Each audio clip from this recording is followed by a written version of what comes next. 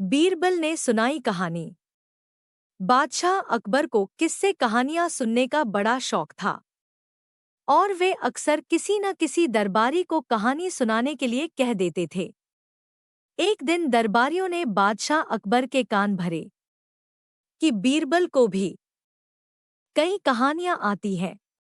अब बादशाह अकबर बीरबल के पीछे पड़ गए कि वह उन्हें कहानी सुनाए, किंतु बीरबल उन्हें टालता रहता क्योंकि उसे कहानियां आती ही नहीं थी। आखिर बीरबल भी उन्हें कब तक टालता। बादशाह की जिद के कारण उसे कहानी सुनानी ही पड़ी। बीरबल इस प्रकार कहानी सुनाने लगा। एक किसान था, उसने खूब मेहनत करके फसल उगाई।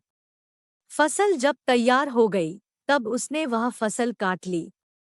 अब किसान की समस्या यह थी कि फसल को चिड़ियों से कैसे बचाएं, क्योंकि चिड़िया फसल का एक बहुत बड़ा हिस्सा चुग जाती थी।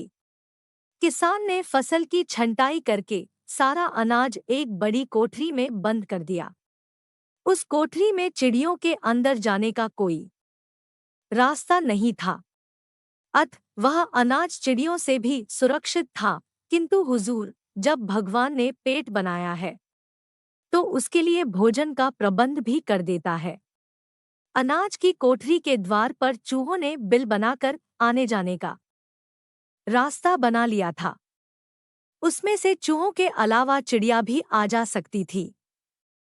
जब चिड़ियों की उस बिल पर नजर पड़ी तब वे चहचहा उठी। सभी चिड़ियों ने मिलकर तय किया कि एक चिड़िया अंदर जाएगी। जब वह भरपेट अनाज खाकर बाहर आएगी तब दूसरी चिड़िया अंदर जाएगी। इस तरह एक चिड़िया अंदर गई, अनाज खाया और बाहर आ गई। दूसरी चिड़िया अंदर गई, अनाज खाया और बाहर आ गई। तीसरी चिड़िया अंदर गई, अनाज खाया और बाहर आ गई। चौथी चिड़िया अंदर गई। फिर बादशाह अकबर ने झुंझलाकर पूछा, आगे क्या हुआ? हुजूर, वही तो बता रहा हूं। पांचवी चिड़िया अंदर गई। बादशाह ने पूछा, अभी और कितनी चिड़िया अंदर जाएंगी?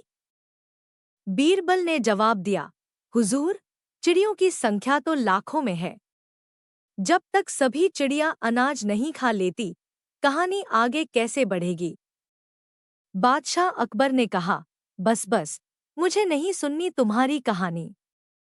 समझ गया कि तुम्हें कहानी नहीं आती है। तुम जा सकते हो। जी हुजूर, बीरबल ने जवाब दिया और चला गया। इसके बाद बादशाह ने कभी भी बीरबल को कहानी सुनाने के लिए नहीं कहता।